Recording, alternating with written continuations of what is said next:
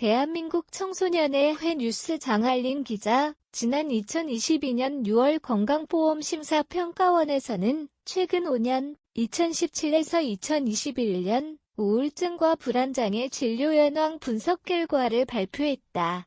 그 결과 2017년 대비 2021년에는 우울증 환자가 93만 1,480명으로 35.1% 연평균으로는 7.8% 증가했다.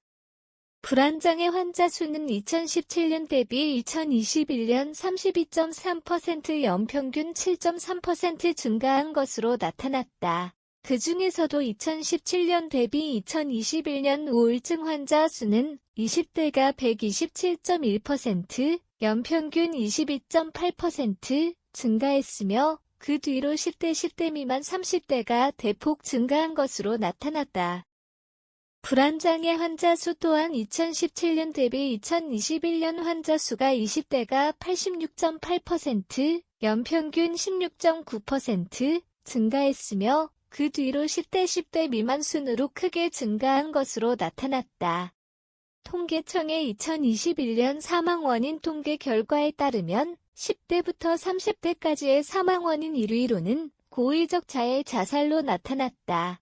더 나아가 2021년 OECD 국가에서 자살률 23.5%과 우울증 유병률 36.8% 모두 1위를 차지했다. 이태원 참사를 포함하여 다양한 정신적 후유증이 야기하는 사건들이 발생한 가운데 곳곳에서 정신건강과 관련된 적신호가 켜지고 있다. 전체적인 통계를 살펴보아도 수치가 급등하고 있으나 특히 공무직과 관련하여 더욱 심각한 통계치가 나타나고 있다. 국민건강보험공단의 자료에 따르면 2019년부터 2021년 3년간 코로나19 이후 우울증 등 다빈도 정신질환 진료 증가율 상위 5개 업종을 살펴봤을 때 공무원이 그 1위를 차지하였다. 그 뒤로 교육서비스업, 공공국방 및 사회보장행정, 부동산, 임대, 사업서비스, 전기, 가스, 수도 사업이 이어졌으며 1위인 공무원의 경우에는 2021년 기준 정신질환 진료실 인원 65,154명 중 51,513명, 79.1%, 이 다빈도 정신질환으로 진료를 받았다.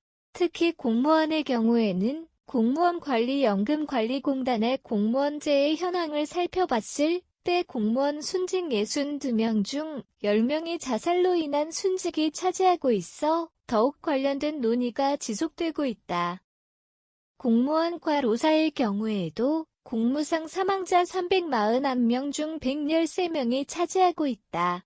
이처럼 시민들의 정신건강과 관련된 적신호가 켜져 있음에도 불구하고 정신과 전문의는 한국보건산업진흥원의 자격인정 전문의 수통계에 의하면 2019년 기준 3,932명이다.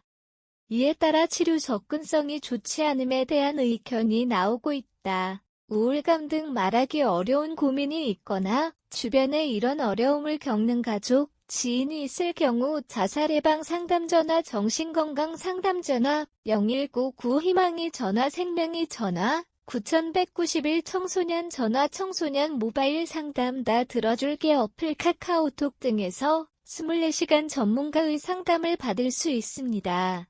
정신건강 인프라의 발전이 제대로 되고 있지 않은 상황에서 정신건강에 대한 낙인 현상으로 인해 자살률이 높은 10대에서 30대까지의 보호에 어려움을 겪고 있다. 특히 정신과 진료 기록이 취업에 영향을 준다는 이야기로 인하여 사회 진출이라는 과업을 이뤄야 하는 청년들에게 있어 정신과의 문턱이 높아진 와중에 사회적 고립 현상이 잇따라 발생하고 있다. 그에 따라 청년들의 정신건강에 대한 논의가 더욱 활발해져야 한다는 의견이 나오고 있으며 그와 관련하여 다양한 단체에서 활동을 진행하고 있다.